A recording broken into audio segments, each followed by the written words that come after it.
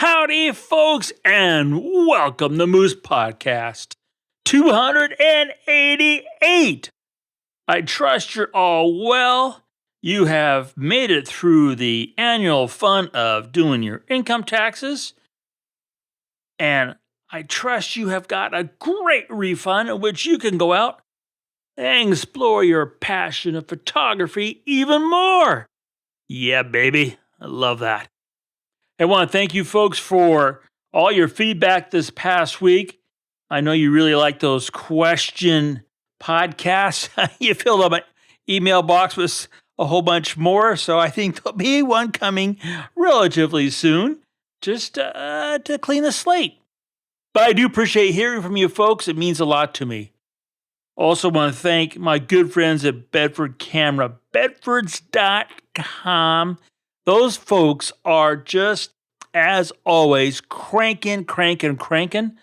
They've got so much going on. They've got all educational venues and free videos and lectures and photo conferences. I mean, you head to bedfords.com just to see the list. It's more than I could do and list in a podcast. And of course, they've got that great gear. They've got more and more coming in from Nikon every day. I know they're selling a bunch of it to you guys, and I appreciate hearing from you folks that you just love their service. You appreciate that Moose discount.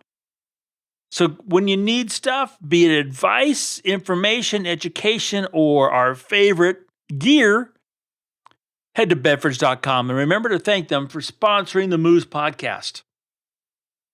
Let's get right into this week's episode. Bone dry. Now, you could be wondering, as you should be, am I going to talk about the fact that my favorite bourbon bottle went dry this week as I finished up my taxes? Yeah, that could be the definite inspiration for this week. It could be that after being gone a few days, I came back and my bird feeders were bone dry. It is that time of year. The birds are starting to make way for the migrants that are coming in. Having more and more species showing up, which I love. I was so thrilled to finally have some time with some really feathered out, beautiful male goldfinches. What a crazy looking little bird. I mean, the size of your thumb and that bright yellow. But nope, those are not the topics for this week, though they're tempting. No, actually,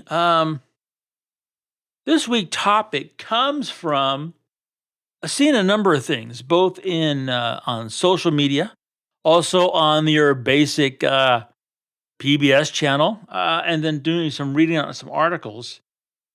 And I saw this one class, and that really is what kind of was the impetus of this week, because it brought up a question I always have in my mind. And bone dry has to do with the fact that, well, it was something I was feeling this week.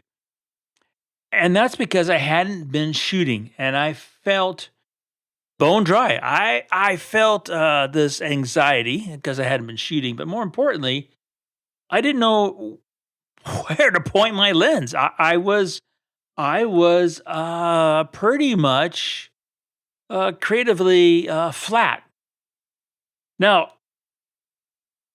if you look through the history of creatives, whether it's composers or writers or artists or photographers, there's this really small fraction of them that continue doing it well into their old golden years. A lot of them kind of dry up.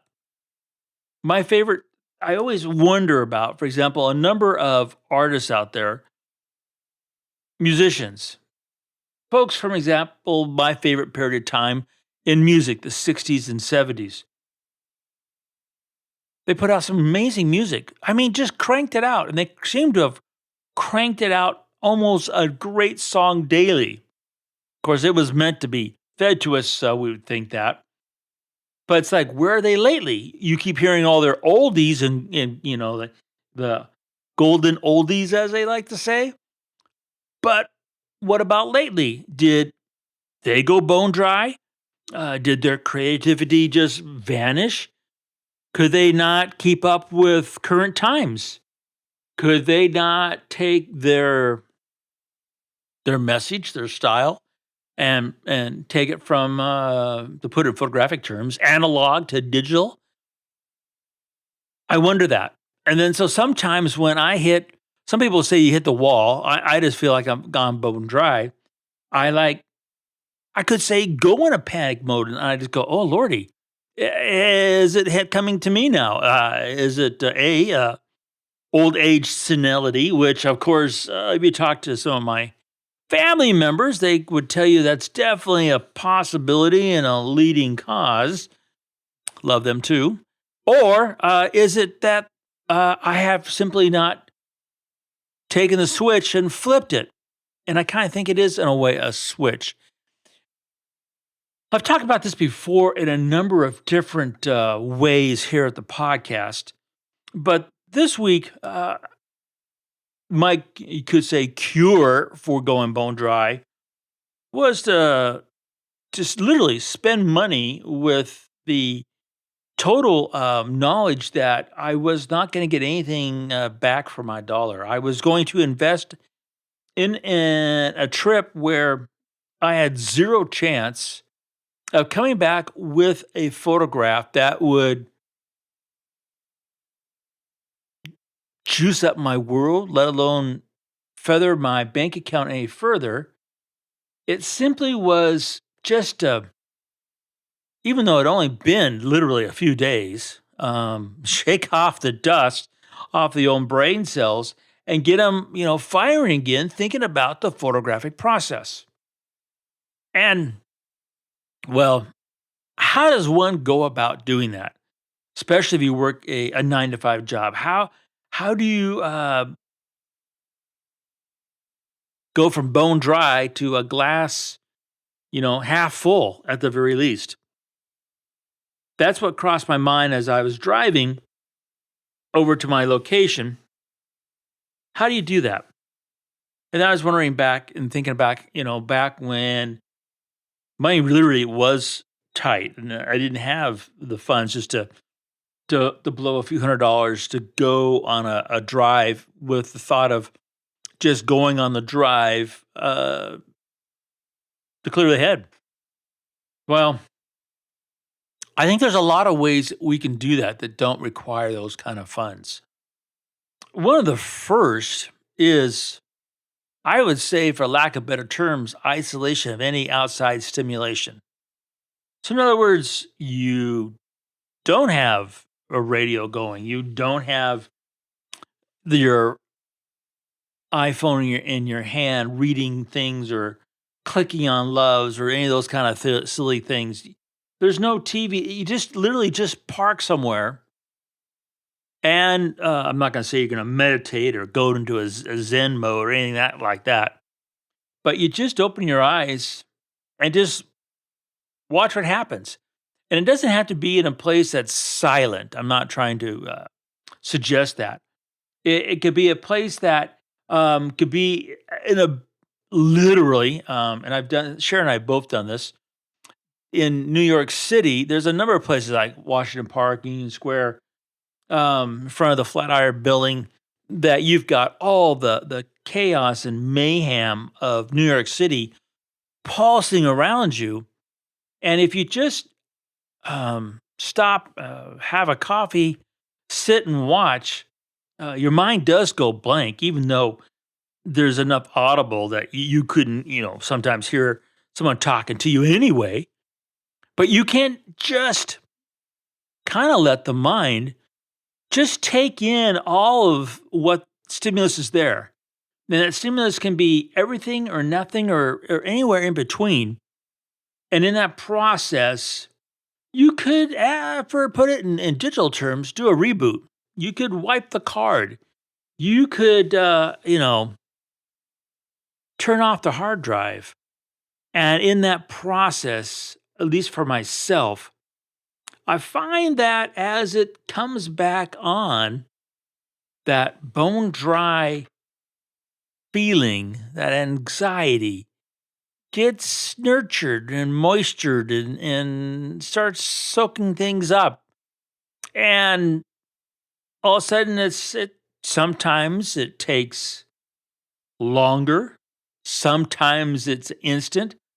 But in that process of, I don't want to say it out loud in public, but I'm going to have to, of not thinking, because I could be accused of doing that many times. Anyway, um, that things just smack you right between the eyes, and there's something that's really obvious, and boom, there you go. My case in point, I went out and was over at Spokane at my favorite hangar for the weekend, overseeing the kids, and then spending a couple days at the hangar. And the hangar is a really great place because I have the cameras. In this case, the first day, I put out one camera to do a time lapse, and I could tell that my brain wasn't working because I screwed it up, and the time lapse ran for 25 minutes and turned off. And that's like, yep, that ain't gonna work. So then I have to sit there and think about it, and that's a good, kick in the pants realization. Even though it was, just something for fun, the fact that it went down in flames is a reality check. That's always helps when I feel bone dry. But at the hangar, one of the first things is conversation of you could say of goals, of tasks, of things that need to be done. And for me, it has nothing to do with photography. It has to do with mechanical and electrical and aeronautical and learning things that are new and foreign, and then applying them to things that are already known, and then acting on all that. At the same time, have a camera, because I always have a camera with me, to make what I want to happen photographically happen. In this case, dear old Wendy dear, uh, they're she's starting to put the cloth covering on surfaces, and putting it still boggles my mind that planes are covered with cloth, you know, linen, cloth like you might put on your table for like Easter Sunday, but it's not quite the same. But and then that's going to create a surface in which the wind will flow over, and a plane will have lift and keep you safely above the heavens. That process boggles my mind, and she knows how I'm fascinated by it because some of it is plain old aircraft tailor kind of stuff. Some of it is high tech sewing. Some of it is just whiz bang, how that worked kind of. And so she saved some of the what she was doing currently because she knew I was coming over, just to share that with me. And as she says many times that she's covering up all the really good stuff. She feels guilty because inside the fuselage that she's covering with cloth, or the wings, are the all the wiring and all the plumbing and all the stuff and all the, especially with biplane, all the fantastic woodwork that goes in to make the frame that she's covering. And she, some of the what she's covering is woodworking I've done on them. The fact they're going to fly a plane that I had the work working on, well, it scares the bejiggers out of me. But anyway, so she mentions that. She mentions it over and over again. And she's, as long as we've talked about this subject, she's brought that up. So she's doing some work on the fuselage, and she is with cloth covering up exactly these great details that nobody will ever see. And I'm saying to myself, how can I kind of tell that story? And I thought about it, and then I'm watching, and this one little spear of light came in from a window, hit her just for a second, and hit the side of the fuselage, and I could see the framework of the fuselage through the cloth. Then the sun was gone. And I'm like, that's the answer. That's the answer. That bone dry feeling was poof, instantly filled up. Got the flash, got my beautiful bride to be a VAL. It's a voice activated light stand, as Mr. McNally would call them. And I had her shoot that flash through that fuselage. And of course, it was going and hitting cloth and then hitting the framework and then hitting the cloth. So it was really a gorgeous light coming through, lighting up Windy Deer. But of course, it was showing off all the framework of the fuselage. And it looked really cool. And I'm like, wow, you know, okay, I have broken that dam. I have shattered that wall. I am no longer bone dry. I'm not looking for a drink of whiskey. I am just, perfecting that moment. I think we all have in our travels, no matter how far they are or how short, the ability to do the same thing, to just take a moment and stop and remove that panic of having to get that photograph, of having to be creative, and then letting life just come up and smack us between the eyes and say, hey, I'm here. I've been here. You just haven't seen me. Let me just reintroduce myself, and boom, here's a photographic opportunity. And that's really kind of what I want to talk about for the week, and just, remind us that sometimes we get all spooled up and upset and concerned and frustrated about making that photograph, rather than just stopping for any period of time. And you could say reevaluate what it is we want to do as a creative, as a visual storyteller, and then follow through with that notion. That's really an important part of, I think, of being a photographer who's constantly growing. And that's really what we want to do, is constantly be growing at this craft of photography. I hope you have a really great week. I appreciate you stopping on by. And remember to make every click your story.